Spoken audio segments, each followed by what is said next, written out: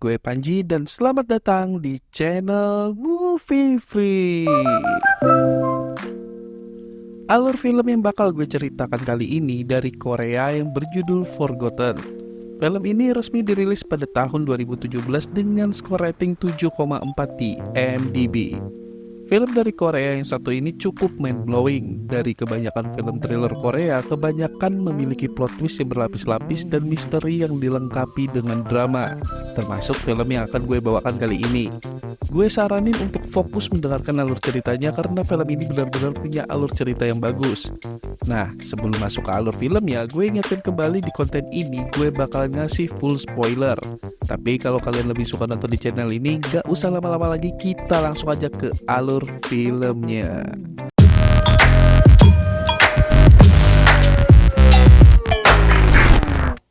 기억이 안 나? 죽여. Di dalam sebuah mobil, kita diperlihatkan seorang pemuda yang baru saja terbangun, dan orang ini bernama Jin Sok. Biar lebih mudah, kita panggil saja Jin. 우리 진석이 뭐 나쁜 꿈 꿨나 보네. 진석아, 괜찮아? Lalu Jin beserta ayah, ibu, dan kakaknya yang bernama Yusok sedang melakukan perjalanan menuju rumah baru mereka. Sesampainya di depan rumah baru mereka, Jin sempat merasakan kalau rumah baru mereka ini terasa tak asik. Tapi pikiran tersebut teralihkan saat kakaknya mengajak bicara. 네가 딱 기대하던 그런 집이야? Ternyata Jin memiliki rasa respek yang besar kepada Yu. Karena sang kakak memiliki banyak bakat, cerdas dalam semua pelajaran, bisa diandalkan dalam hal apapun, dan memiliki kepribadian yang sangat baik. Hanya ada satu kekurangan, yaitu kaki kirinya Yu mengalami pincang diakibatkan kecelakaan lalu lintas. Sedangkan Jin menderita neurastenia kronis, yaitu penyakit saraf yang bisa membuat fisik maupun mentalnya menjadi sangat lemah, gampang capek, cemas berlebihan, dan gampang berhalusinasi. Sehingga dia hanya bisa diam di rumah dan harus selalu minum obat secara rutin. Walaupun Jin dan Yu memiliki perbedaan yang cukup jauh, kedua orang tuanya tetap menyayangi dan memperlakukan keduanya sangat baik. Ya, intinya keluarga mereka bisa dibilang sangat sempurna tanpa kekurangan apapun. Saat mereka semua sedang sibuk membereskan barang-barang, terlihat sang kakak yang memasang sebuah kalender yang ternyata saat itu tanggal 5 Mei tahun 1997. Anehnya di rumah tersebut ada satu ruangan yang tidak bisa ditempati. Yu pun mengatakan kalau ruangan tersebut tidak boleh dimasuki karena penuh dengan koper dari pemilik sebelumnya. Pemilik sebelumnya pun mengatakan akan mengambil barang saat bulan depan. Karena hal tersebut, terpaksa Jin dan kakaknya harus berbagi kamar yang sama. Saat sang kakak dipanggil untuk membantu di bawah, tiba-tiba salah satu pekerja menanyakan suatu hal aneh, yaitu menanyakan umur sang kakak. 그분이 형이시라고요? 아저씨, 부엌에 가보세요. 누가 찾으시는 것 같은데요? Saat makan malam, Jin tiba-tiba mendengar suatu benda yang jatuh, dan suara tersebut berasal dari ruangan yang tidak boleh dimasuki. 이게 무슨 소리지? 뭐 무거운 게 떨어진 것 같은데? 천둥 소리 아니었어? 맞네, 천둥 소리. Jin pun menanyakan kembali tentang ruangan tersebut, dan jawaban sang ayah pun sama seperti sang kakak. 그 방에 절대 들어가면 안 된다. 신신당부하더라고. Saat mereka ingin tidur, tiba-tiba saja Jin mendengarkan lagi suara dari ruangan tersebut. Karena penasaran, diam-diam Jin mendekati ruangan sebelah, dan saat Jin ingin membuka pintunya, tiba-tiba Yu menghentikan perbuatannya tersebut. 형, 여기서 이상한 소리 나. 아무 소리도 안 들리는데. Yu merasa adiknya tidak bisa tidur dengan nyenyak. Karena hal tersebut, dia pun mengajak Jin keluar rumah untuk menikmati suasana hujan. Tak lama kemudian, Yu dapat telepon dari ayahnya untuk mencarikan suatu hal, dan Yu menyuruh Jin untuk menunggu saja. Saat menuju ke rumah, tiba-tiba saja Yu dihadang sekelompok orang dan dipaksa untuk masuk ke dalam mobil. Di sisi lain, karena bosan menunggu, Jin pun berniat untuk kembali ke rumah, dan di saat itulah Jin melihat kakaknya yang diculik.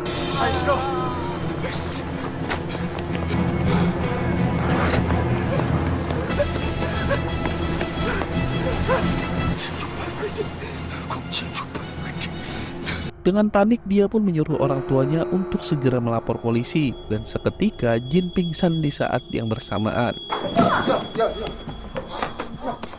Pagi harinya Jin pun sadar dari pingsannya. Dua polisi pun datang untuk meminta keterangan dari Jin. Untungnya Jin ingat dengan plat mobil sang penculik. Tapi dua polisi tersebut mengatakan kalau nomor plat yang dikatakan Jin merupakan plat bodong. 잘못 봤을 수도 있을 텐데. 오늘은 그만하시죠. Lalu para polisi pun menyadap telepon rumah mereka untuk memastikan kalau sang penculik menghubungi ke rumah mereka. Tapi sayangnya tak ada satupun telepon dari sang penculik. Karena tak ada info apapun, Jin mulai merasa cemas dan efek dari kejadian tersebut membuat penyakitnya mulai kambuh lagi.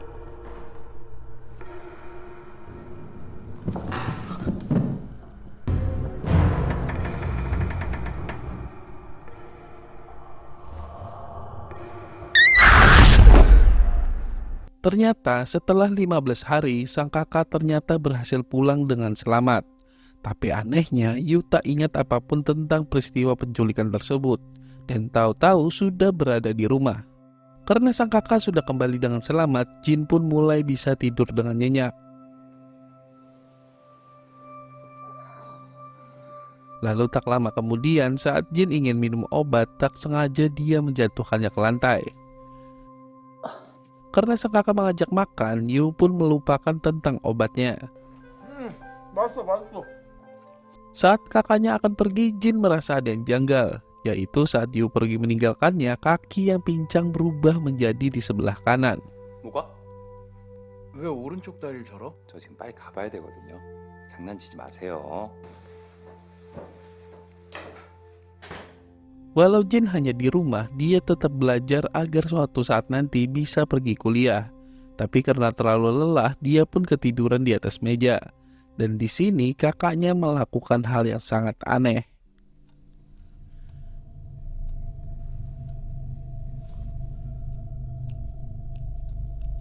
Ya, entah apa maksudnya, Yu menggunakan pensil dan mendekatkannya dengan mata Jin.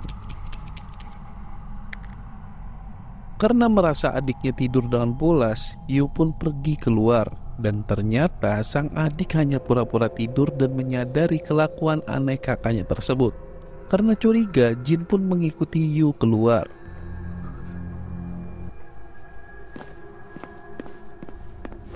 Ya, ternyata sang kakak bisa berjalan dengan lancar tanpa pincang sedikit pun. Yu pun terus berjalan dan masuk ke dalam sebuah taksi.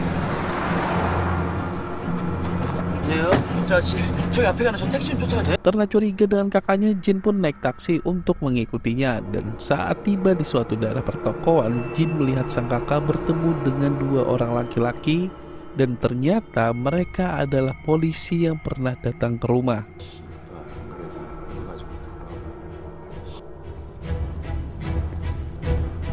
Lalu Jin pun terus membuntuti kakaknya, sampai suatu ketika dia kehilangan jejaknya di sebuah ruangan.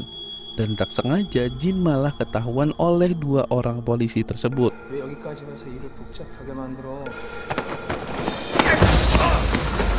Kejar-kejaran pun mulai terjadi. Beruntungnya Jin bisa lolos dari dua polisi yang mengejarnya.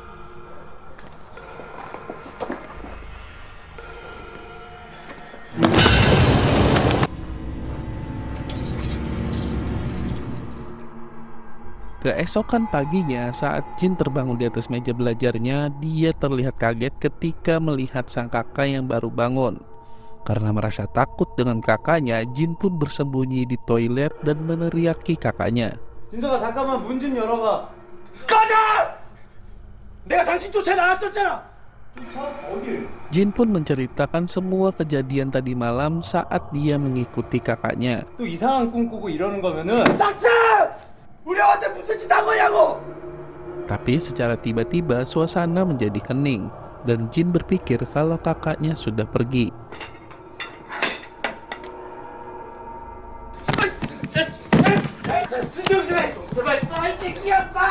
Yu pun berusaha menenangkan adiknya dan dia yakin kalau Jin hanya bermimpi buruk atau halusinasi dikarenakan obat yang tak jadi diminum Jin di hari sebelumnya. 너 약 먹었어? 어제 전부 다 실제로 있었던 일이 아니라고. 내가 안 먹었구나.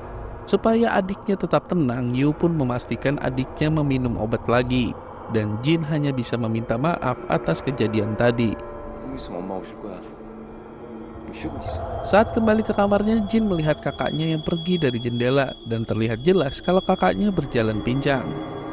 Tapi saat Jin memperhatikan meja belajarnya, dia mendapati isi pensil yang tepat berada di atas meja. Itu artinya kejadian tadi malam adalah kejadian nyata. Ditambah lagi, Jin teringat kata-kata kakaknya tentang pengejaran Jin menggunakan taksi, yang padahal Jin tak pernah menyebutkan soal taksi. 내가 지금 가니까 기다려. Karena tak percaya lagi dengan kakaknya, Jin pun menceritakan semua kejadian tadi malam kepada ibunya. Jin pun meyakinkan ibunya kalau nanti malam Yu akan melakukan hal aneh lagi. 그 사람 형 아니야. Saat malam hari secara tak sengaja, Jin malah mendengarkan percakapan aneh ibunya dengan seseorang yang mengatakan kalau Jin sudah mengetahui semuanya. 그렇다니까 나한테 분명히 진석이니? 아니야 분명히 소리를 듣긴 들었는데. Karena hampir ketahuan, Jin pun bersembunyi di teras rumah. Tapi karena sang ibu ingin mencek ke kamar, Jin pun terpaksa kembali ke kamarnya dengan memanjat naik.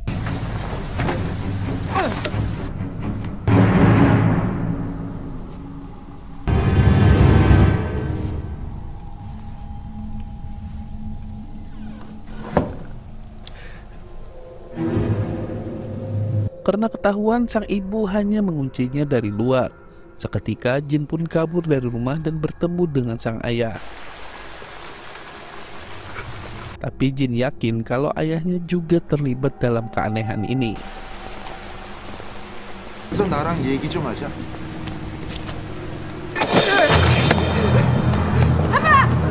Kejar-kejaran part 2 pun dimulai lagi. Dan kali ini Jin berniat untuk pergi ke kantor polisi. Dan lagi-lagi dia sangat beruntung karena sang pengejar ditabrak oleh kendaraan.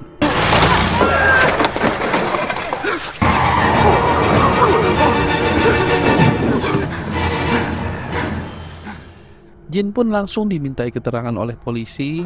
Di tengah menceritakan semua kejadian, salah satu polisi berhasil mendapatkan identitasnya Jin. Dan dari sini kebenaran pertama mulai terungkap. 네, 저 맞아요. 그 77년생이시면 올해로 41죠. 저 21살인데요. 저 달력 잘 보고 따라 읽어요. 예? 올해는 2017년. 응? Ya, ternyata kalender menunjukkan tahun 2017. Karena tahun lahirnya Jin adalah 1977, itu artinya umur Jin sekarang adalah 40 tahun. Jadi sosok Jin yang terlihat masih muda selama ini hanyalah imajinasinya saja.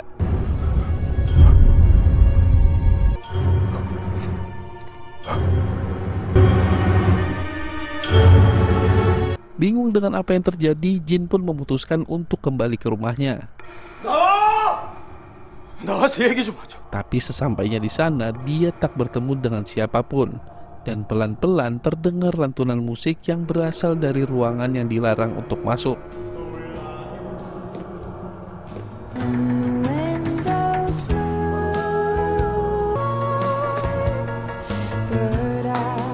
Di kamar tersebut, Jin melihat boneka yang sudah disetting dengan beberapa cairan cat merah. Dan tak disangka di ruangan tersebut Yu serta kedua orang tuanya sudah menunggu dirinya. 당신들 누구야? Akhirnya Yu pun menceritakan apa yang terjadi di ruangan tersebut. Pada tahun 1997 terjadi sebuah kasus pembunuhan di rumah yang mereka tempati sekarang. Seorang ibu dan anak perempuannya dibunuh dengan benda tajam. Tapi sayangnya polisi saat itu gagal untuk mendapatkan sang pelaku. Tahun demi tahun pun terlewati dan kasus tersebut hampir masuk ke dalam masa kadaluarsa. Tapi keluarga para korban masih berniat untuk menemukan sang pelaku dengan melakukan investigasi ulang. Dan setelah menyelidiki selama 4 tahun, Yu yakin kalau Jin adalah pelaku pembunuhan tersebut. 드디어 범인을 찾아낸 거야. Setelah diinterogasi, Jin mengatakan kalau tak ingat pernah membunuh keluarga tersebut. Bahkan dia mengaku tidak mengenal keluarga yang menjadi korban. Agar Jin mau mengaku, Yu pun menyuruh anak buahnya agar disiksa habis-habisan. Walau sudah disiksa, Jin tetap mengatakan tidak ingat apa-apa, dan hal tersebut semakin lama membuat Yu semakin bingung. Bagi keluarga korban tak akan ada artinya membalas dendam jika pelakunya sendiri tak ingat dengan perbuatannya. 절대 그럴 리 없어. 이렇게 발뺌을 하는 거야, 씹새끼가. Lalu Yu pun menyewa ahli hipnotis yang bernama Park Song. Dan setelah melakukan sesi hipnotis, dia menjelaskan ada potongan yang hilang dari ingatan Jin. Dan potongan yang hilang tersebut terjadi tepat di bulan terjadinya kasus pembunuhan. Secara tak sadar otaknya pun memaksa untuk menghilangkan ingatan tersebut karena bagi Jin ingatan itu sangat menyakitkan. Agar bisa mengembalikan ingatan Jin, Park Song menyarankan untuk membuat rencana skenario palsu tepat sebulan sebelum Jin mengalami hilang ingatan, yaitu tanggal 6 Mei tahun 1997, di mana saat itu Jin masih berumur 21 tahun dan sedang bepergian bersama orang tua dan kakaknya menuju rumah baru. 기차 타고 여행하는 상황을 부여하는 겁니다. 그 새끼가 행복했을 때. Agar semua skenario lancar, Park Song juga memberikan obat yang harus terus dikonsumsi agar bisa mempertahankan efek dari hipnotisnya.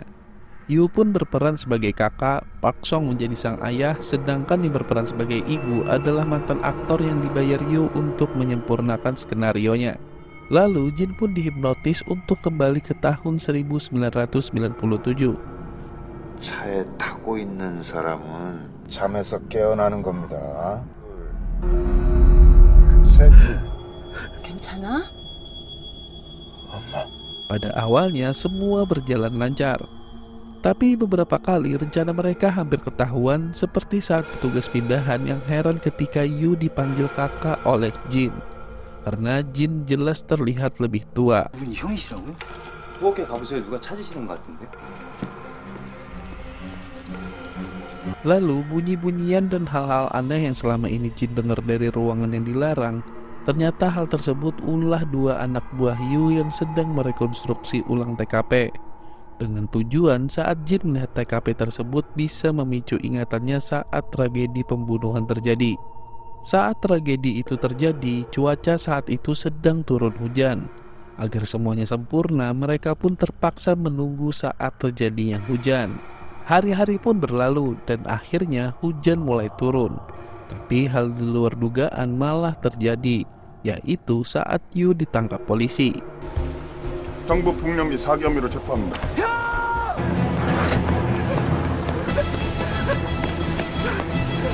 Yu ditangkap polisi karena diduga melakukan penipuan dan kekerasan, tapi sampai hari Yu dibebaskan, hujan belum kunjung turun. Padahal mereka menunggu hujan deras agar sama persis saat kejadian 20 tahun yang lalu. Dan puncak dari skenario ini adalah saat Jin masuk ke TKP yang sudah direkonstruksi ulang tepat di malam saat hujan sangat deras. Tapi tetap saja Jin tidak bisa mengingat apapun. 이제 알겠어? 난 아니야. 난 사람 죽인 적 없어. Karena skenario tersebut gagal mengembalikan ingatannya, Jin pun dibawa Yu ke tempat lain. Tapi di tengah perjalanan, Jin berhasil lolos dengan cara melompat keluar mobil.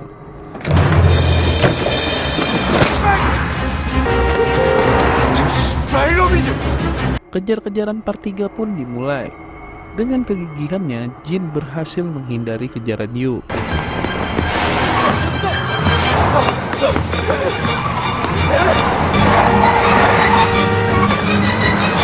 Tapi pada akhirnya Yu malah menabrak pohon dan hal tersebut membuat Yu tak sadarkan diri.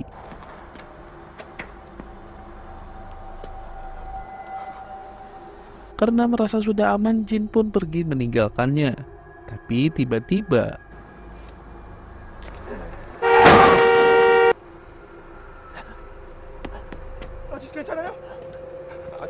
Jin pun dilarikan ke rumah sakit.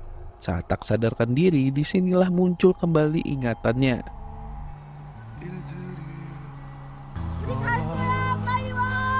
알았어, 엄마 갈게. Ternyata saat Jin pergi bersama keluarganya, terjadi sebuah kecelakaan yang menyebabkan kedua orang tuanya lockout, sedangkan kakaknya malah mengalami koma. Ditambah lagi di tahun itu seluruh Asia Tenggara terjadi krisis moneter yang membuat Jin semakin susah mendapatkan uang. Jin yang hanya lulusan SMA pun mengalami depresi berat karena harus menanggung biaya pengobatan kakaknya. Sang dokter yang bertanggung jawab dalam merawat kakaknya juga mengatakan kalau kakaknya harus segera melakukan operasi agar bisa sembuh. Dan tentu saja untuk melakukan operasi membutuhkan biaya yang sangat besar. Lalu Jin pun menyebarkan info di internet kalau dia mau melakukan apapun untuk bisa mendapatkan uang. Tak disangka seseorang menghubungi Jin dan dia berjanji akan memberikan imbalan yang besar jika mau menerima pekerjaan tersebut.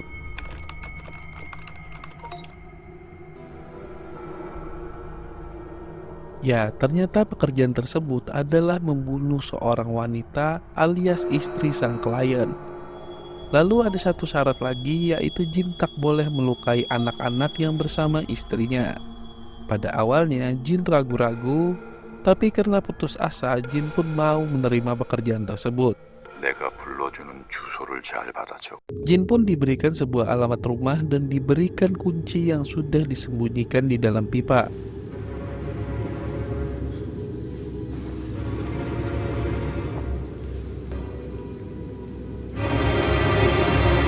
Saat Jin masuk ke dalam, dia tak tega untuk membunuh sang istri dan berencana untuk segera pergi. Akan tetapi sang istri malah bangun dan mempergoki Jin. 여보? Jin pun menjadi panik dan semakin panik saat sang anak perempuan juga mempergokinya. Karena tak ingin ketahuan, Jin pun menyuruh mereka untuk diam. Di tengah kebingungan tersebut, Jin yang panik mulai mengejar sang anak dan secara tak sengaja menusuk perutnya.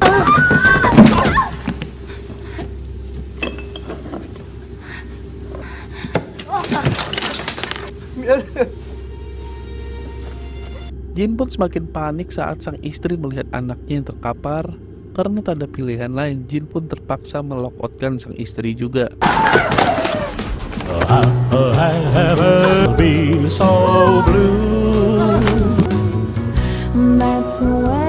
Sesaat Jin akan pergi dari rumah tersebut, ternyata ada satu anak lagi. Dan anak tersebut menanyakan kemana ibu dan kakaknya pergi. 우리 엄마 어디 갔어요? Jin pun hanya menyuruh anak tersebut kembali tidur dan berhitung 1 sampai 100. 네. Saat Jin akan pergi, dia melihat ke sebuah foto keluarga dan ternyata sang suami adalah dokter yang merawat kakaknya di rumah sakit. Dari situlah dia tahu bahwa si dokterlah yang menyuruhnya untuk melakukan pembunuhan.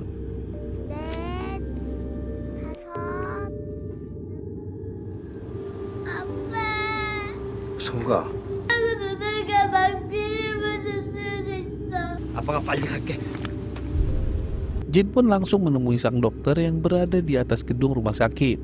Dia pun mempertanyakan alasan sang dokter, tapi sang dokter sudah mengetahui kalau istri dan anaknya sudah lockout dari dunia.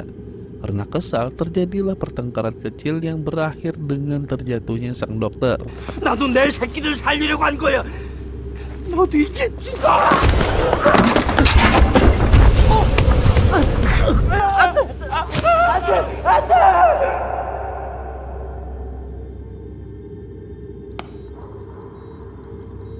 Saat Jin sudah sadar, ternyata Yu sudah berada di sampingnya. Karena sudah muak, Yu berencana untuk melockoutkan Jin dengan mencampurkan racun ke dalam infusnya. Sesaat sebelum menyuntikkan racun tersebut, Jin tiba-tiba minta tolong pada Yu untuk meminta maaf pada keluarga korban. 좀 잘해줘. 기억 돌아왔구나. Di sini Yu sadar kalau ingatan Jin sudah pulih kembali. Dan yang lebih mengejutkan lagi, ternyata Yu selama ini sudah menduga kalau Jin hanya diperalat oleh sang suami untuk melockoutkan istrinya. 그 죽은 여자 남편이 시킨 거야? 사고 나기 한 달 전에 그 죽은 여자 남편이 죽은 여자 물어. Ternyata Yu mengetahui alasan sang dokter, yaitu mendapatkan uang asuransi kematian dari sang istri. Seketika di sini Jin sadar kalau Yu adalah anak dari sang dokter yang sebelumnya pernah dia temui.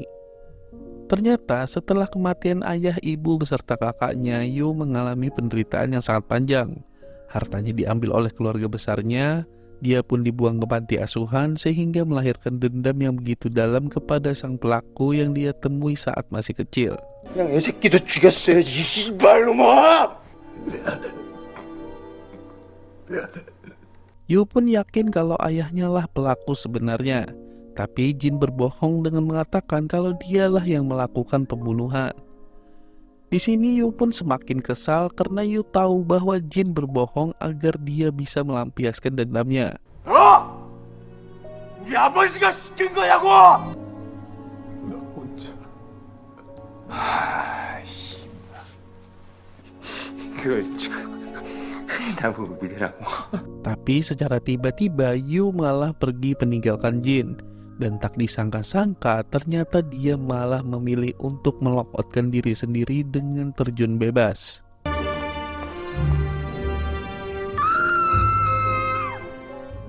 Sedangkan Jin juga memutuskan untuk melokotkan dirinya sendiri dengan cara menyuntikkan racun yang ditinggalkan Yu.